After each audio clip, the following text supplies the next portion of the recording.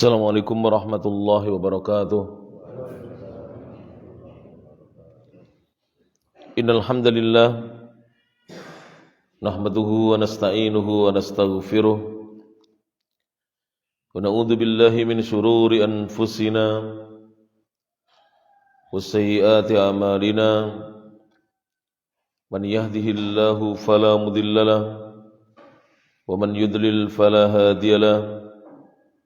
Asyhadu an la ilaha illallah wahdahu la syarika lah wa asyhadu anna Muhammadan abduhu wa rasuluh. Ya ayyuhalladzina amanu taqullaha haqqa tuqatih wa la tamutunna illa wa antum muslimun.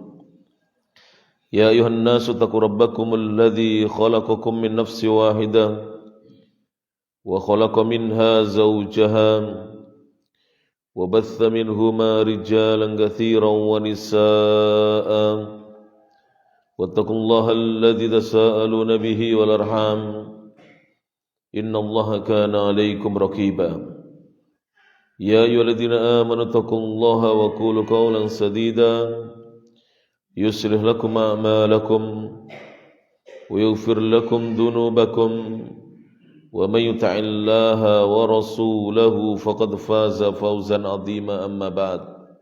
شكرا. فإن أصدق الحديث كتاب الله وخير الهدى هدى محمد صلى الله عليه وعلى آله وسلم وشر الأمور محدثاتها فإن كل محدثة بدعة وكل بدعة ضلالة وكل ضلالة في النار. Jamaah kajian Masjid Bani Hashim Cangkring Bari Kediri rahimani Allah wa iyyakum. Alhamdulillah, segala puji hanya milik Allah Subhanahu wa taala. Alladzi bi ni'matihi, yang dengan nikmat dan karunia dari Allah Subhanahu wa taala semata tatimmus shalihat, kebaikan-kebaikan menjadi sempurna. Kita lanjutkan kajian kitab Sabilur Rasyadi, Jalan Petunjuk, Mukhtasarul Adabil Mufrad, ringkasan dari kitab Al-Adab Al-Mufrad yang disusun oleh Al-Imam Al-Bukhari rahimahullahu ta'ala. Dan kita masih dalam pembahasan Babul akhlaqil fadilah, bab akhlak-akhlak yang utama. Hadis yang berikutnya, apabila membawa kitab silakan dibuka halaman 15, hadis yang ke-58. Al-haditsu ats-tsaminu wal khamsun, hadis yang ke-58. Hadisnya sahih, dinilai sahih oleh Al-Imam Al-Albani rahimahullahu ta'ala. Qala Al-Bukhari rahimahullah an Abi Hurairah radhiyallahu anhu, dari sahabat Abu Hurairah radhiyallahu anhu, qala, beliau berkata, qala Rasulullah sallallahu alaihi wasallam, Rasulullah sallallahu alaihi wasallam bersabda, khairus shadaqati ma baqqa ghinan. Khairus sadaqah, sebaik-baik sedekah itu adalah ma baqqa, harta yang masih menyisakan ghinan, kecukupan. Jadi apabila seorang ingin bersedekah, maka tidak boleh setelah sedekah dia tidak punya harta lagi yang dia gunakan untuk kepentingan dia pribadi atau untuk menafkahi istri dan anaknya. Jadi sedekah itu seperti itu para jemaah. Yang terbaik adalah apabila masih tersisa dan sisanya cukup untuk kehidupan kita. Karena seorang muslim tidak boleh meminta-minta, tidak boleh mengemis, tapi juga tidak boleh bakhil dan kikir. Tidak boleh bakhil, tidak boleh kikir. Dia juga dianjurkan untuk bersedekah. Dan harta yang disedekahkan di jalan Allah, apakah untuk membantu kaum du'afa, orang-orang yang tidak punya, fakir dan miskin, membantu al-aitam, anak-anak yatim, membantu pembangunan masjid atau operasional masjid, membantu pembangunan pesantren atau operasional pesantren, dan lain-lain. Itu semuanya sedekah di jalan Allah Subhanahu wa taala, atau untuk mencukupi ibu bapaknya, mertuanya, membantu saudara-saudarinya yang masih kekurangan. Maka ketika dia bersedekah, jika masih ada sisa, itu yang terbaik, sedekah yang terbaik. Karena sedekah itu tidak menjerumuskan kita sampai kita tidak punya apa-apa. Kemudian Rasulullah mengatakan, wal yadul ulya, dan tangan yang berada di atas, khairun, lebih baik, minal yadis sufla, dari tangan yang ada di bawah. Apa maksudnya? Seorang yang memberi lebih baik daripada yang menerima. Dan yang buruk itu bukan menerima, yang meminta-minta. Kalau dia menerima tanpa memberi, dia diberi kemudian dia menerima, itu tidak buruk. Tapi lebih baik tangan yang di atas. Saya dulu punya kiai berjamaah. Beliau menurut saya menafsiri sendiri, tapi kita hargai penafsiran itu. Jadi kata beliau, kalau memberikan sesuatu, misalnya kita memberi uang ya, kita anggap aja tisu ini uang. Tisu ini uang misalnya ya. Kalau kita memberikan sesuatu, jangan begini tangannya, tapi begini. Nah, biar dia yang mengambil, sehingga yang mengambil dari atas ya, gini. Katanya supaya tangannya yang mengambil tidak dari bawah. Tapi itu hanya penafsiran yang berdasarkan hadis tidak ada, tidak berdasarkan hadis. Kalau berdasarkan hadis, tetap tangan yang di atas lebih baik daripada tangan yang di bawah. Yang memberi lebih baik daripada yang menerima. Tapi kalau menerimanya diawali dengan meminta-minta, itu yang tidak baik. Kemudian Rasul mengatakan, wabda biman ta'ul, mulailah olehmu biman, terhadap seorang ta'ul yang engkau tanggung kehidupannya. Jadi sedekah yang terbaik adalah kita mulai dari keluarga kita. Kalau seorang laki-laki, ya kepada istri dan anaknya, kemudian kepada orang tuanya dia, bapak ibunya, kemudian kepada mertuanya dia, mertua laki-laki dan perempuan. Itulah yang terbaik. Taqulum ra'atuk, istrimu akan mengatakan, anfik alayya, nafkailah diriku, au talikni, atau talaklah diriku. Jadi kalau laki-laki tidak mau memberi nafkah kepada istrinya, pasti wanita akan mengatakan demikian, nafkailah aku atau ceraikan aku. Wa yaqulu mamlukuk, dan budak yang kamu miliki akan mengatakan, di zaman dulu ya, ketika masih ada perbudakan, dan mungkin nanti di akhir zaman ketika ada perbudakan lagi, anfik aliyya, nafkailah diriku, au bi'ni, kalau kamu tidak mau, jualah diriku. Jadi budak itu akan mengatakan suruh majikannya untuk menjual. Sebab kalau tidak dinafkahi, budaknya akan mati. Tapi kalau dijual, dia akan pelihara oleh majikan yang lainnya yang mau menafkahinya. Karena budak itu dianggap seperti keluarga dalam Islam. Karena dia seperti begini berjemaah. Kan budak itu diperjualbelikan, dimiliki ya. Seperti kita memiliki sapi, kan kita punya kewajiban untuk memberi apa? Pakan ya. Kita memiliki kambing, kita punya kewajiban untuk memberinya pakan. Kita punya ayam, beli ayam di pasar, kita pelihara di rumah, kita kasih pakan. Demikian juga seorang yang memiliki budak, dia berkewajiban untuk memberi makanan kepada budaknya, mencukupi budaknya. Wa yaqulu waladuk, dan anakmu akan mengatakan, ini perkataannya Abu Hurairah ya, ketika menjelaskan sabda Nabi SAW tersebut, anakmu akan berkata, ila man takiluni, kepada siapa lagi engkau wahai ayahku akan menyerahkan urusan kehidupanku. Jadi namanya ayah harus bertanggung jawab untuk putra-putrinya. Tidak apa-apa bapak ini sudah menikah ini, kita sakit karena kita bekerja untuk anak istri kita, lebih baik daripada kita pengangguran. Kemudian kita meminta-minta dari orang lain untuk menghidupi anak istri kita. Lebih baik kita capek, setiap hari mata kita ngantuk, setiap hari badan kita capek, lelah, lebih baik daripada kita meminta-minta. Dan ini adalah petunjuk dari sunnah Nabi SAW. Kemudian hadis berikutnya para jemaah, at-tasi'u wal khamsun, hadis yang ke-59, hadisnya sahih disahihkan oleh Asy-Syaikh Muhammad Nasiruddin Al-Albani rahimahullahu taala. An Abi Hurairah radhiyallahu an, dari Abu Hurairah radhiyallahu anhu, anin Nabi sallallahu alaihi wasallam, dari Nabi sallallahu alaihi wasallam, beliau berkata, idza jaa ahadakum khadimuhu bi ta'amihi, idza jaa, apabila datang menemui ahadakum, salah seorang di antara kalian, khadimuhu, yang datang adalah pelayannya atau budak laki-lakinya, bita'amihi, membawakan makanan untuk majikannya, fal yujlishu, maka hendaknya salah seorang di antara kalian, majikan itu menyuruhnya duduk, mendudukkannya. Fa illam yaqbal, apabila pelayan atau budak itu tidak mau menerima, mungkin malu atau segan duduk bersama majikannya, fal yunawilhu minhu, maka hendaknya dia memberikan sebagian makanan itu kepadanya.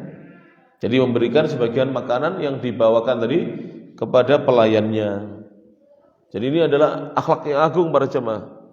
Masya Allah, kalau kita melihat seorang, ya, dia orang kaya misalnya, mungkin orang kaya, terkaya di desa, kemudian dia punya pekerja atau karyawan yang setiap hari mengerjakan sawahnya, menjaga tokonya, bersih-bersih rumahnya, atau memasak dan mencuci di rumah tangganya. Kemudian karyawan ini makan bersamanya. Luar biasa ini, satu meja ini, ya. Luar biasa. Karena Nabi mengajarkan demikian. Disuruh duduk makan bersama majikannya. Majikannya disuruh untuk mengajak makan bersama. Kalau mungkin pelayannya tidak mau karena segan mungkin, ya, karena kedudukannya, statusnya kan beda, ini pelayan, ini majikan, maka hendaknya diberi makanan itu. Nah, sekarang pertanyaannya, apakah majikan-majikan di zaman ini, bos-bos di zaman ini, atasan-atasan di zaman ini itu seperti itu? Atau jangan wis blowindrang dikekne, nah, dikekne. Jadi apakah begitu? Yang ada sebaliknya, naudzubillah min dzalik. Yang ada sebaliknya, saya pernah tahu itu. Jadi pelayannya di rumahnya, pembantunya itu hanya dikasih jangan yang sudah blindrang, sayur yang sudah nget-ngetan, sudah dipanasi lagi. Naudzubillah min dzalik. Padahal pelayannya itu yang masak. Bayangkan, pagi-pagi masak soto, baunya betul-betul membuat kita ingin makan. Tiba-tiba dikasih makanan yang kemarin, jangan blindrang. Kira-kira gimana para jemaah? Perasaan pelayannya. Oleh karena itu, mari kita amalkan hadis-hadis Rasulullah SAW, termasuk memberi tetangga itu. Jangan makanan sudah mau basi atau sudah, misalnya kerupuk sudah melempem, dikasihkan tetangga. Kalau mau memberi tetangga, ya makanan baru kita masak, makanan baru kita beli, itu kita sisihkan untuk tetangga kita. Dan itu petunjuk Nabi SAW. Tidak ada para jemaah. Silakan dicari ajaran dimanapun, silakan dicari selengkap, ya, sesempurna ajaran Rasulullah SAW. Karena Rasulullah tidak ngarang. Rasulullah tidak ngarang agama. Agama ini datang dari Allah Subhanahu wa taala. Semua datang dari Al-Qur'an, dan kemudian Rasulullah mengajarkan dalam sunnah-sunnahnya. Para jemaah yang rahmati Allah taala, hadis yang ke-60, As-Sittuna. Hadisnya juga sahih, disahihkan oleh Asy-Syaikh Al-Albani rahimahullahu taala. Ani Ibnu Umar radhiyallahu anhuma, dari Abdullah bin Umar radhiyallahu anhuma, qala an-nabiy sallallahu alaihi wasallam, Nabi sallallahu alaihi wasallam bersabda, kullukum ra'in, setiap dari kalian atau masing-masing kalian adalah pemimpin. Ra'in itu sebenarnya penggembala. Wa kullukum mas'ulun, dan setiap dari kalian akan ditanya, akan dimintai pertanggungjawaban an ra'iyatihi, tentang rakyatnya, tentang yang dipimpinnya. Jadi masing-masing kita ini ditanya. Orang sekarang yang bicarakan hanya kepala negaranya atau presidennya kalau di Indonesia, atau rajanya kalau di Saudi, atau sultannya kalau di Brunei, atau perdana menterinya, dan itu dijelek-jelekan. Tapi dia lupa bahwa dia juga punya tanggung jawab nanti di sisi Allah. Dia akan mempertanggungjawabkan bagaimana dulu dia memperlakukan istrinya, anaknya, cucunya, kerabat-kerabatnya, akan ditanya. Tidak boleh kita berjamaah rahmatullah taala kita menyia-nyiakan yang menjadi tanggung jawab kita. Dan saya sampaikan kepada jamaah, suka mencaci maki pemimpin itu bukan akhlaknya seorang muslim. Dan itu bukan akidahnya Ahlussunnah wal Jamaah. Suka mencaci maki pemimpin itu akhlaknya kaum Khawarij, bukan akhlaknya Ahlussunnah wal Jamaah. Ahlussunnah wal Jamaah itu menahan diri dari membicarakan orang lain, apalagi yang dibicarakan keburukan pemimpin. Tetangga kita aja nggak boleh kita rasani, kita ghibah, kita bicarakan keburukannya. Apalagi yang dibicarakan adalah pemimpin. Sekarang ya Allah, di warung-warung yang dijelek-jelekan pemimpinnya, kadang-kadang yang dijelekkan kiainya atau ustadznya, itu semua pemimpin ya. Pemimpin negara maupun pemimpin agama ini tidak boleh dijelek-jelekan.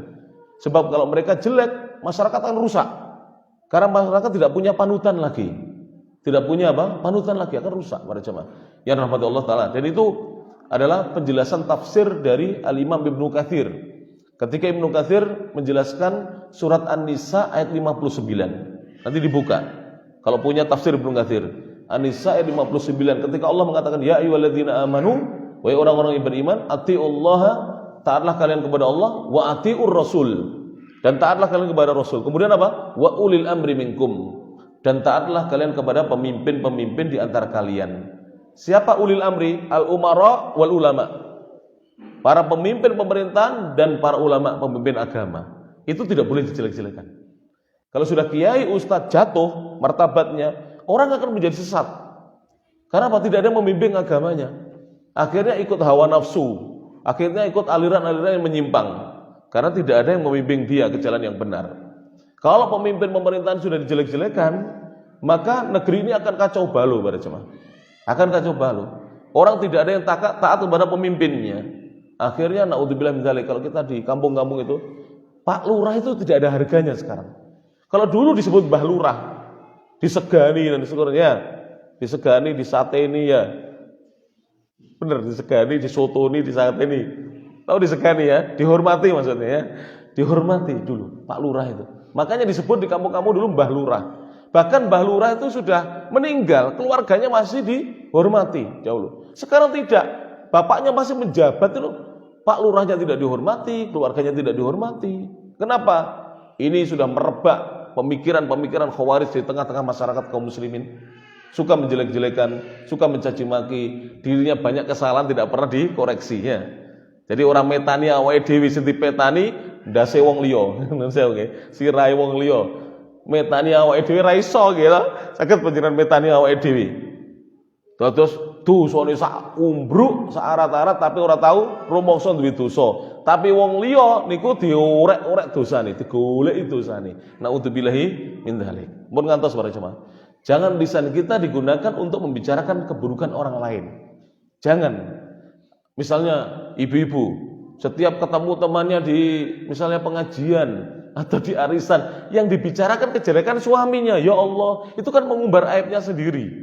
Itu kan mengumbar aibnya sendiri. Karena suami itu pemimpin di rumah tangganya.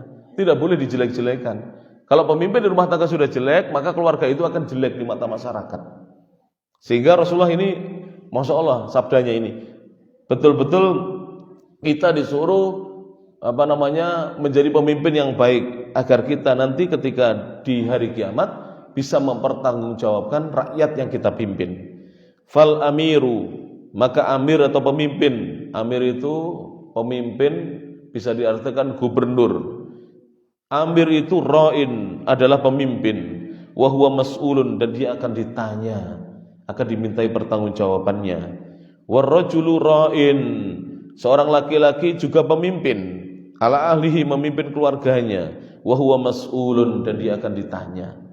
Semua yang masih punya istri dan anak, pemimpin, akan ditanya tentang istri dan anaknya. Sudahkah selama ini dia menyuruh anak-anaknya dan istrinya sholat? Sudahkah selama ini para jamaah dia mendidik akhlak anak-anaknya?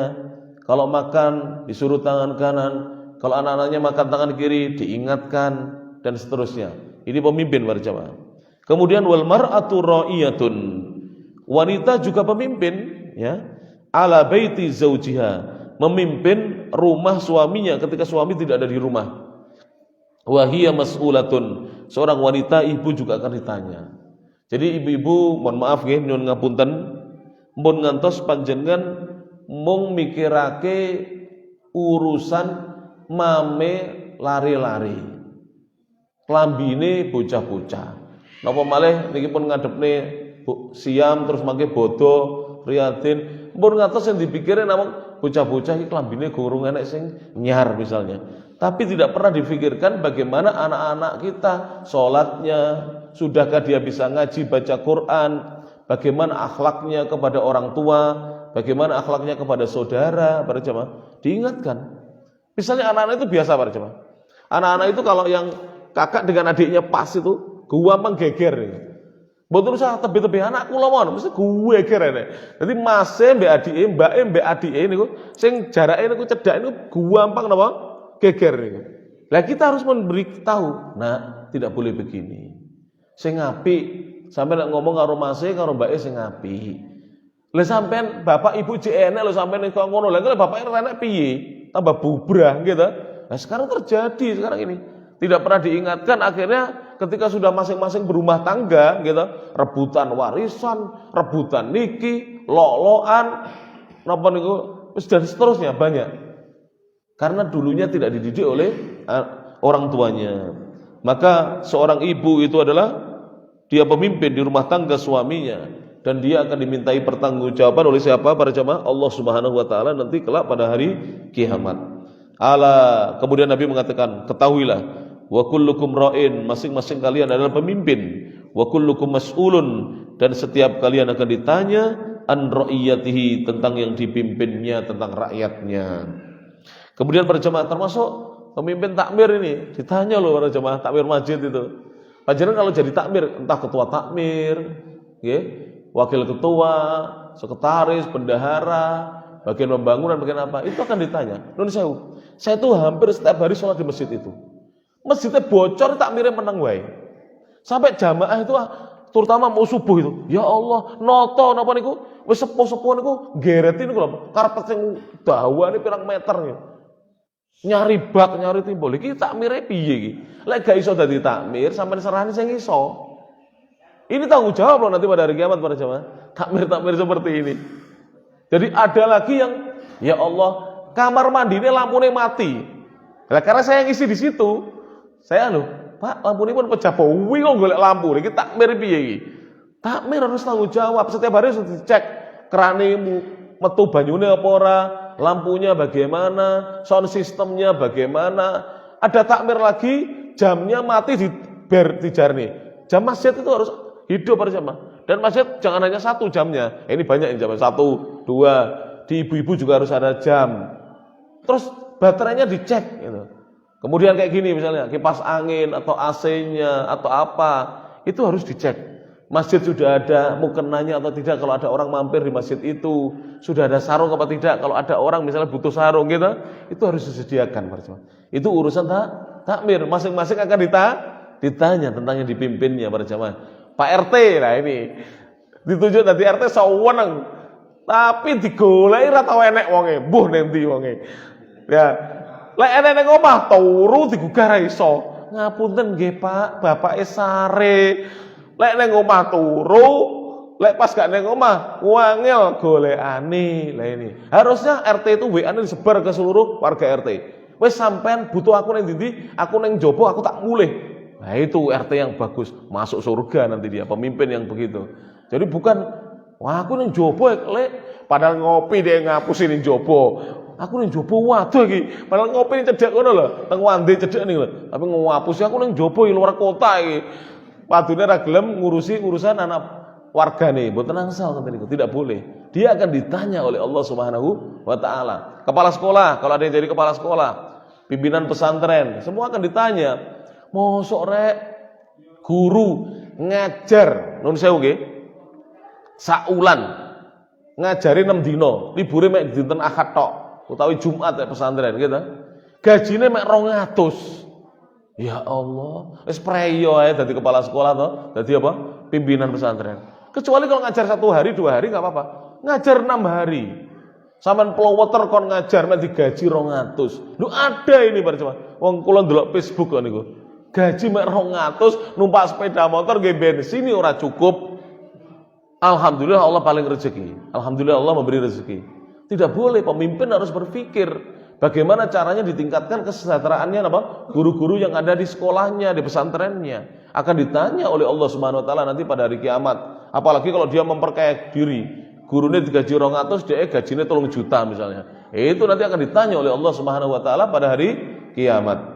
Jelas ini para jamaah hadis tersebut. Hadis yang berikutnya Al-Hadi Wasittun, hadis yang ke-61, hadisnya sahih, an Abi Sulaiman Malik bin Al-Huwairits radhiyallahu anhu qala ataina an-nabiy sallallahu alaihi wasallam. Kami pernah mendatangi Nabi sallallahu alaihi wasallam. Wa nahnu syababatun. Ketika itu kami masih pemuda. Mutaqaribuna, yang sebaya, umurnya berdekatan. Napa niki? Sebaya kalau kita. Umurnya berdekatan. Fa aqamna indahu, maka kami tinggal bersama Nabi di sisi Nabi isrina lailatan, selama 20 malam. Jadi kami tinggal bersama Nabi selama 20 malam.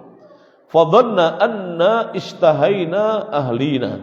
Maka Nabi menyangka kami sudah kangen rindu dengan keluarga kami. Karena rumahnya para sahabat yang muda-muda ini jauh rumahnya. Maka Nabi menyangka mereka sudah kangen dengan keluarganya. 20 hari tidak ketemu keluarga. Kemudian fasa'alana amman tarakna fi ahlina. Maka Nabi bertanya kepada kami tentang orang-orang yang kami tinggalkan di keluarga kami. Fa akhbarnahu, kami pun memberitahu Nabi. Wa kana rafiqan rahiman, dan Nabi adalah seorang rafiq. Rafiq itu yang pandai bergaul, yang bisa bergaul, yang ramah. Jadi Rasulullah itu manusianya ramah. Dan saya mendapati sampai detik ini, orang Arab itu tidak semuanya kelakuannya buruk. Memang ada orang-orang yang seperti Abu Jahal, Abu Lahab, wong ning kono turunannya Abu Lahab, Abu Jahal, ada. Orang Arab yang seperti itu ada. Tapi orang Arab yang baik itu banyak para jamaah. Sama dengan orang Indonesia ini, katanya daerah ini daerah kasar, wong elek-elek. Enten sing lembut nggih enten. Banyak para jamaah, orangnya baik, lembut, sopan, ramah, suka menolong, suka membantu itu banyak. Dan saya kan sering cerita kepada panjenengan itu. Jadi orang Arab itu Masya Allah, kalau ada orang butuh bantuan, itu dia langsung nyamperin, mendatangi orang yang perlu dibantu. Tidak seperti kita, cari bantuan dulu baru ada orang membantu. Kalau mereka tidak. Kalau kelihatan ada orang butuh bantuan itu langsung didatangi. Dan itu sering saya ceritakan di beberapa pengajian. Jadi suatu hari mobil saya itu terperosok di padang pasir. Gara-garanya putra saya mau pipis, kita di padang pasir nggak ada apa-apa, tidak ada bangunan, tidak ada kamar mandi, belum ketemu pom bensin. Kalau pom bensin enak, kita nanti di rest areanya. Di padang pasir. Anak saya sudah kebelet pipis daripada ngompol. Oleh teman saya yang nyupiri teman saya, mobilnya Fortuner itu dipinggirkan, mobilnya teman saya ini dipinggirkan. Sudah minggir, kemudian sama dia dipinggirkan lagi, ternyata terperosok di padang pasir, keluar dari badan jalan. Tidak bisa, maju hanya muter saja. Kalau dipaksa ini terbakar nanti warga. Maju muter saja, mundur juga tidak bisa. Tiba-tiba ada orang Arab datang, deng, berhenti. Polisi Arab. Ada apa? Waduh. Tidak bawa alatnya. Saya tunggu sebentar. Kemudian polisinya nyegat mobil lagi, ada mobilnya orang Arab, satu keluarga, anak dan istrinya. Berhenti. Ada apa? Langsung ini Pak, ambil tali tambang, diikatkan. Bukan diikatkan di depan Pak. Sebab kalau ditarik dari depan semakin terperosok. Ditarik ke belakang, karena belakang sudah padat. Dilewati tadi, sudah padat. Ini caranya kalau kita terperosok di padang pasir. Jadi ditarik mundur. Karena yang belakang sudah padat, tadi kan sudah dilewati kan sudah padat Pak Jamal. Tarik mundur. Sama kalau kena lempung gitu ya, jangan ditarik ke depan, tarik ke belakang, sudah kena roda itu sudah padat, tarik ke belakang, mundur, akhirnya bisa selamat. Begitu mereka, orang-orang Arab, Masya Allah, langsung peduli. Bukan misalnya kita tahu saudara kita sakit, butuh bantuan, tapi malah ditinggal pergi. Na'udzubillahi min dzalik. Tidak ada kepedulian pada diri kita. Maka kemudian faqala, Rasul bersabda, irji'u ila ahlikum. Pulanglah kalian menemui keluarga kalian. Wa allimuhum, ajari mereka ilmu. Wa muruhum, suruhlah mereka untuk sholat. Wa sallu kama ra'aitumuni usolli. Sholatlah kalian sebagaimana kalian melihat diriku sedang melaksanakan sholat. Fa idza hadaratis sholatu, apabila waktu sholat telah datang, falyu'adzin lakum ahadukum, maka hendaknya salah seorang di antara kalian mengumandangkan azan untuk kalian. Wal ya'ummakum akbarukum, dan hendaknya yang paling tua di antara kalian yang mengimami kalian. Jadi Nabi di sini menyuruh mereka pulang setelah 20 hari belajar. Ini kata para ulama ya, hadis ini adalah hadis cikal bakal pesantren. Jadi pesantren itu sudah ada sejak zaman Nabi. Kalau ada orang mengatakan pesantren itu tidak ada tuntunannya, salah. Sudah ada, ini contohnya. Hanya saja mereka dahulu 20 hari. Loh kenapa Ustaz kok cuma 20 hari? Begini, orang Arab sudah ngerti bahasa Arab. Lah kita mondok lama itu karena kita tidak ngerti bahasa Arab. Sing suwi ini belajari bahasa Arab. Kalau belajar agamanya kalau sudah pintar itu ya cepat saja. Tapi karena kita banyak yang belum tahu bahasa Arab, akhirnya diajari lebih dahulu bahasa Arab. Perjamaah, untuk menutup pengajian di sini ada pertanyaan. Apakah madhi itu najis dan bagaimana cara mensucikannya? Saya jelaskan dulu. Yang keluar dari kemaluan depan laki-laki dan perempuan itu ada 4, kalau perempuan ada 5. 4 ini, pertama al-baul, kencing, pipis. Yang kedua al-mani, mani. Mani itu kental, keruh, warnanya keruh dan muncrat dia. Mani ini para jamaah, jika keruh, jika warnanya budak keruh, itu bagus kualitasnya. Kalau bening itu buruk kualitasnya, biasanya nanti tidak bisa punya putra. Kemudian yang ketiga al-madhi. Madhi itu keluarnya sebelum mani. Jadi kalau seorang itu terangsang ingin berhubungan badan atau dia melihat wanita lain, maka keluar madhi namanya. Madhi itu bening, ya tak? Bening, tapi dia agak kental, tapi tidak sekental mani. Tidak encer seperti air. Kalau air itu encer, tidak. Jadi dia agak kental sedikit. Jadi dia agak kental, agak lengket, tapi bening, bukan budak, bening dia. Jadi bening seperti kaca. Madhi. Kemudian yang keempat adalah wadi. Wadi itu keluarnya mengiringi pipis atau baul, kencing. Jadi orang yang biasanya kecapean setelah olahraga atau kerja keras, itu pipis, terakhir pipisnya itu budak. Biasanya agak warnanya kecoklatan atau kehijauan. Itu namanya wadi. Ya. Nah, dari 4 ini 3 najis, yang 1 tidak. Yang tidak najis apa? Mani. Jadi pipis najis, baul najis. Madhi yang ditanyakan di sini najis. Keluarnya ketika seorang terangsang tapi tidak muncrat. Sebelum mani dia, najis. Kemudian wadi keluarnya mengiringi pipis, najis. Hanya mani yang tidak najis. Sebab kalau mani dihukumi najis berarti kita dari barang yang najis. Bukan najis mani itu. Tapi mani itu kalau ada di badan atau di pakaian, kalau masih basah dicuci, kalau sudah kering dikerik. Tapi tidak najis dia. Kalau perempuan ada tambahan, apa itu? Darah haid atau darah nifas, itu tambahannya ya, perempuan yang keluar dari depan. Dan sebagian perempuan keluar dari depan arih, angin atau kentut, keluar dari bagian apa? Depan. Ini perempuan ya. Kalau laki-laki ini 4. Dan sudah dijawab tadi, madhi adalah najis. 3 najis, yang 1 tidak. Kalau perempuan 4 najis, yang 1 tidak. Maninya perempuan tidak najis, tapi darah haidnya, madhinya, pipisnya, baulnya, dan wadinya najis.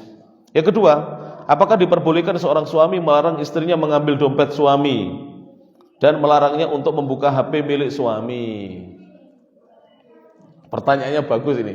Ini pertanyaannya kok medeni gini loh ya. Jadi apakah diperbolehkan seorang suami melarang istrinya mengambil dompet suami? Berarti ini istri masih kekurangan. Istri ingin mengambil dompet suami, mesti istri masih kekurangan. Di zaman Nabi boleh. Boleh mengambil tanpa seizin suami, asal memang dia masih kekurangan. Dan di dompet masih ada fulus, masih ada duit. Dompetnya kayak KTP tab, ya apa KTP nih? Gadeknya KTP.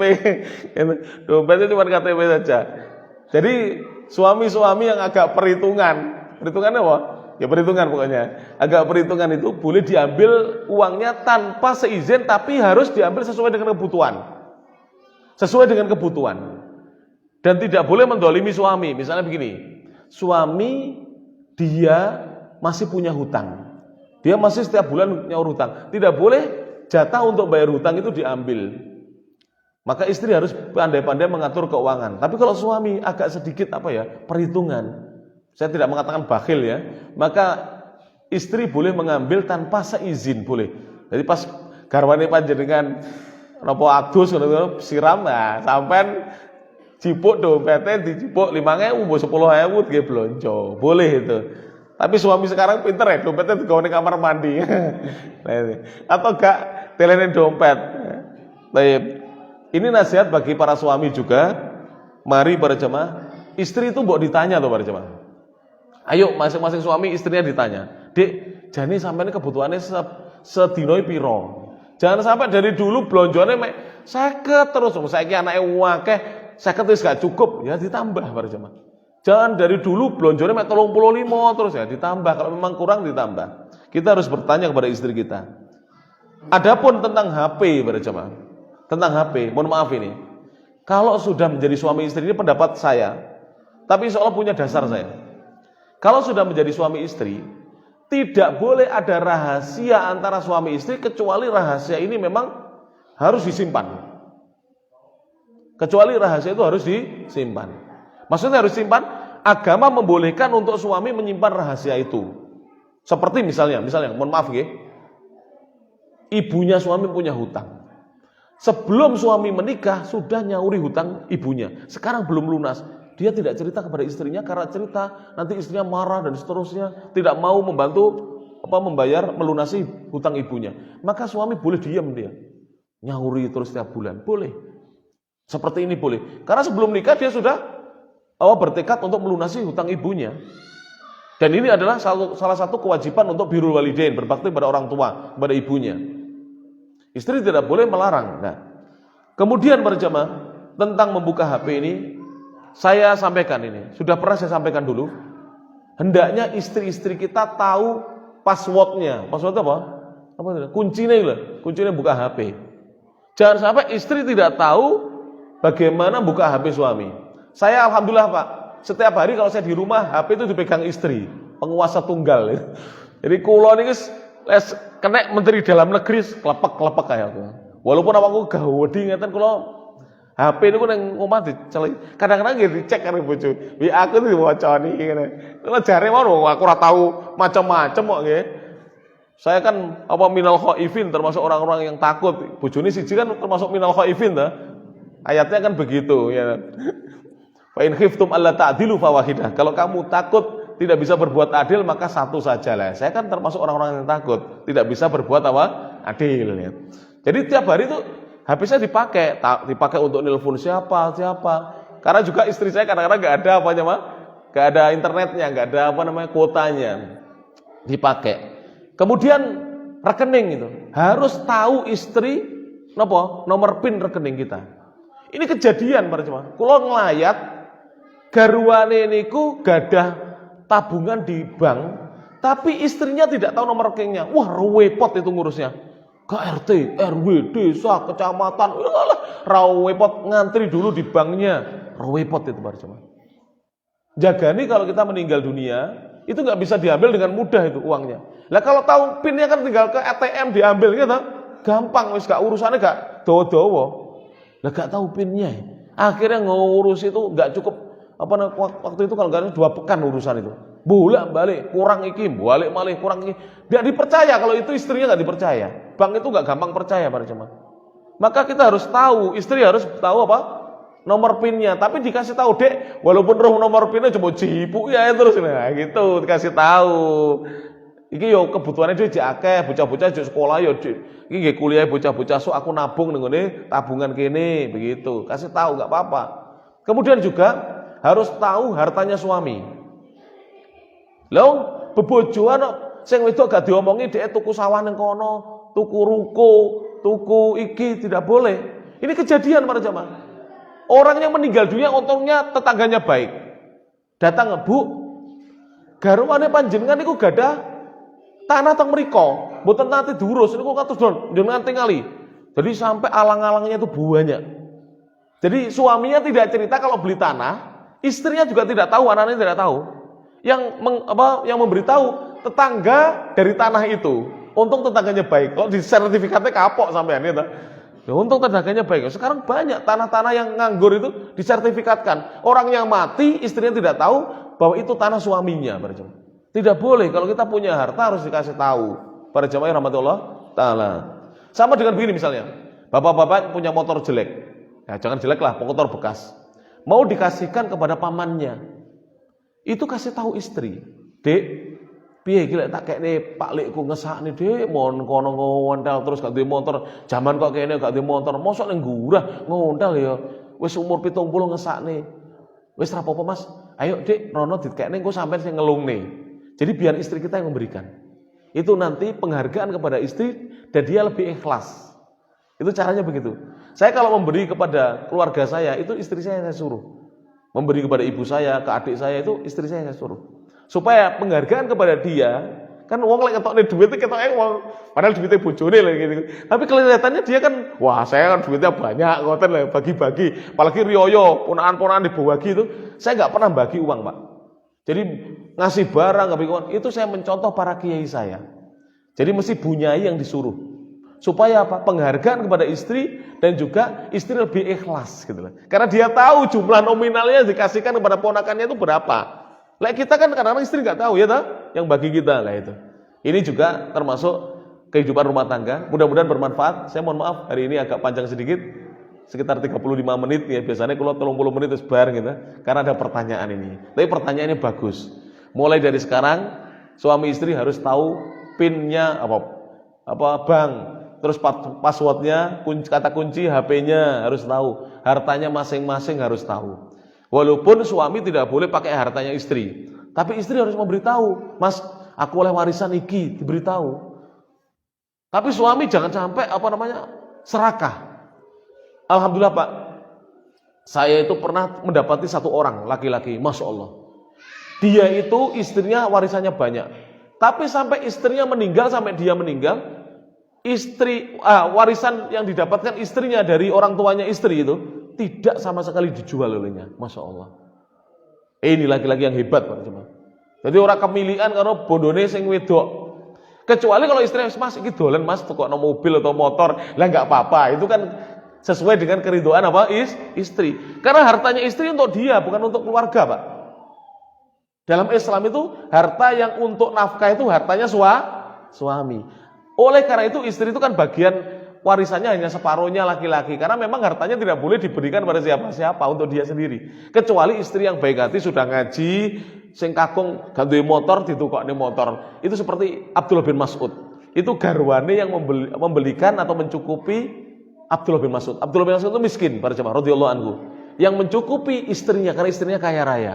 Nah, seperti ini para jemaah. Jelas nggih insyaallah, mudah-mudahan bermanfaat Bapak yang baik dalam berkeluarga insyaallah. Itulah yang saya sampaikan tadi, contoh-contoh yang saya dapatkan dari guru-guru saya. Mudah-mudahan dengan begitu kita bisa meneladani orang-orang soleh, kehidupan rumah tangga kita semakin bahagia. Wallahu a'lam bishawab. Subhanakallahumma bihamdik, asyhadu an la ilaha illa anta, astaghfiruka wa atubu ilaik. Assalamualaikum warahmatullahi wabarakatuh.